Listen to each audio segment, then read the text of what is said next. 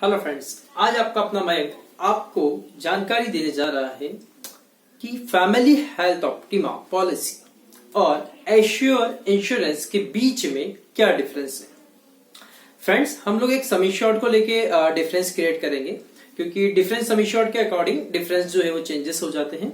तो बेसिक जो है हम लोग 5 लाख के समी शॉर्ट पे प्लान करते हैं कि 5 लाख के समी शॉर्ट पे क्या डिफरेंस आ रहा है यहाँ पे।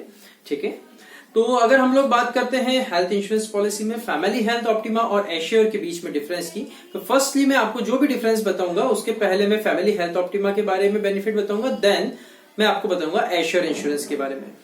तो हम लोग बात करते हैं, सबसे पहले इंपॉर्टेंट होता है हॉस्पिटल के अंदर रूम का रेंट। अगर 5 लाख रुपीज की पॉलिसी अगर आप प्लान कर रहे हैं तो यहाँ पे फैमिली हेल्थ ऑप्टिमा के अंदर एक्चुअल रूम रेंट आपको पे आउट होता है। बट अगर आप एश्योर प्लान कर रहे हैं तो 5 लाख की पॉलिसी पे यहाँ पे 5,000 rupees per day 1% of sum short room rent मिलता है। इसके बाद अगर हम लोग समी शॉर्ट को इंक्रीज करते हैं तो 10 lakh, 15 lakh, 20 lakh, up to 20 lakh 1% of sum insured आपको मिलता है। अगर 10 लाख का प्लान अगर आप बाय करते हैं तो 10,000, 15 लाख पे 15,000 और अगर आप लोग 20 लाख का प्लान करते हैं तो 20,000 रुपीज तक का रूम रेंट ले सकते हैं मैक्सिमम। ठीक है, तो ये बात थी हमारी रूम रेंट को लेकर। सेकंड, हॉस्पिटल के अंदर जब हमें जरूरत लगती है तो रूम रेंट के बाद में डॉक्टर फीस, मेडिसिन, पैथोलॉजी दोनों पॉलिसी के अंदर एक्चुअल अमाउंट पे आउट होता है। पॉलिसी डॉक्टर फीस, मेडिसिन और पैथोलॉजी दोनों में एक्चुअल पे आउट होता है। अब हम लोग बात करते हैं pre and post hospitalisation. Pre और post hospitalisation family health optima policy के अंदर 60 और 90 डेज आफ्टर डिस्चार्ज 3 मंथ तक का हॉस्पिटलाइजेशन के अलावा ओपीडी ट्रीटमेंट आप ले सकते हैं। अगर हम एश्योर प्लान की बात करते हैं तो यहां पे आपको बिफोर 60 और पोस्ट में आपको 180 डेज 6 मंथ तक का ट्रीटमेंट मिलता है। तो अगर हम लोग बेनिफिट वाइज पॉइंट करें, डिफरेंस देखना चाहते हैं तो यहां पे जो पोस्ट हॉस्पिटलाइजेशन है उसका लिमिट बढ़ा दिया गया है 90 डेज से 180 डेज तक का।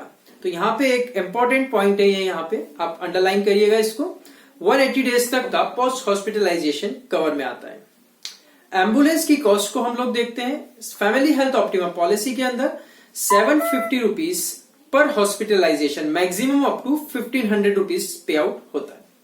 अगर हम लोग पोस्ट हॉस्पिटलाइजेशन की बात हम लोग एश्योर प्लान के अंदर एम्बुलेंस की बात करते हैं तो एक्चुअल पे आउट मिलता है। सेकंड एक्स्ट्रा एडवांटेजेस है यहाँ पे एश्योर प्लान के अंदर, हमें ये अपडेटेड प्लान है तो डेफिनेटली यहाँ पे एम्बुलेंस का कॉस्ट एक्चुअल पे आउट किया गया है। थर्डली हम लोग बात करते हैं रीस्टोरेशन की। फैमिली हेल्थ ऑप्टिमा के अंदर 3 टाइम रीस्टोरेशन अवेलेबल है।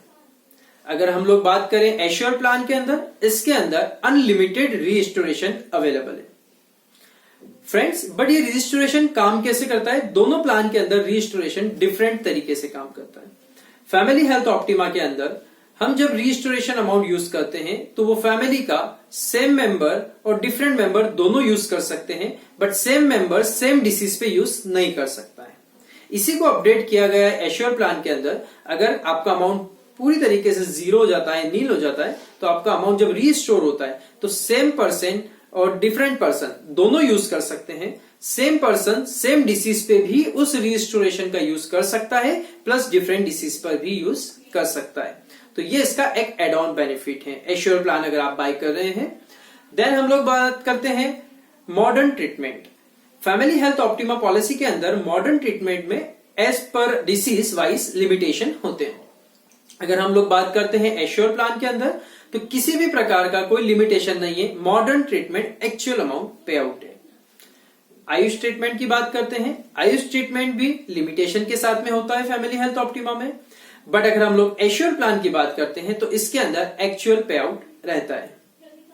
फ्रेंड्स, कुछ एक्स्ट्रा बेनिफिट और इसके अंदर एड ऑन रहते हैं। जैसे एग्जाम्पल के लिए अगर हम लोग न्यू कपल्स की बात करते हैं तो न्यू कपल्स इस पॉलिसी को अगर बाय करते हैं तो इसके अंदर डिलीवरी एक्सपेंसेस कवर में आता है, बट फैमिली हेल्थ ऑप्टिमा में डिलीवरी एक्सपेंसेस कवर में नहीं आता है।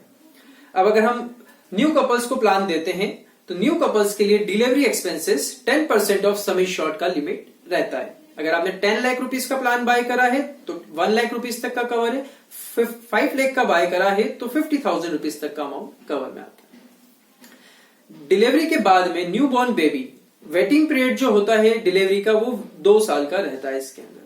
अगर न्यू बॉर्न बेबी की बात करें तो 2 लाख रुपीस तक के समी शॉर्ट से न्यू बॉर्न बेबी पॉलिसी के अंदर कवर होता है।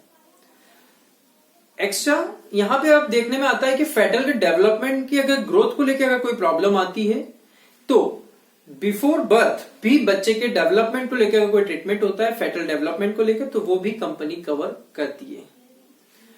बात करते हैं no claim bonus. Family health optima के अंदर no claim bonus 25% amount first year increase होता है, देन एवरी ईयर 10%। यहां पे अगर हम लोग बात करते हैं तो नो क्लेम बोनस का जो अमाउंट है वो पॉलिसी के अंदर 100% तक इंक्रीज होता है, बट हर साल 25% अमाउंट बढ़ता है, मतलब 4 ईयर में पॉलिसी आपकी डबल हो जाती है। हमारे लिए एक बेनिफिटेबल पॉइंट ये भी है कि इस पॉलिसी को आप सिंगल पर्सन से लेकर सीनियर सिटीजन 75 की एज तक दे सकते हैं। फैमिली हेल्थ ऑप्टिमा जो पॉलिसी है वो 65 की एज तक ही दी जाती है और फ्लोटर में ही मिलती है। अगर यहाँ पे फैमिली पेरेंट्स के लिए लेना चाहें तो भी एश्योर प्लान ले सकते हैं, अपने सेल्फ के लिए लेना चाहें तो भी ले सकते हैं।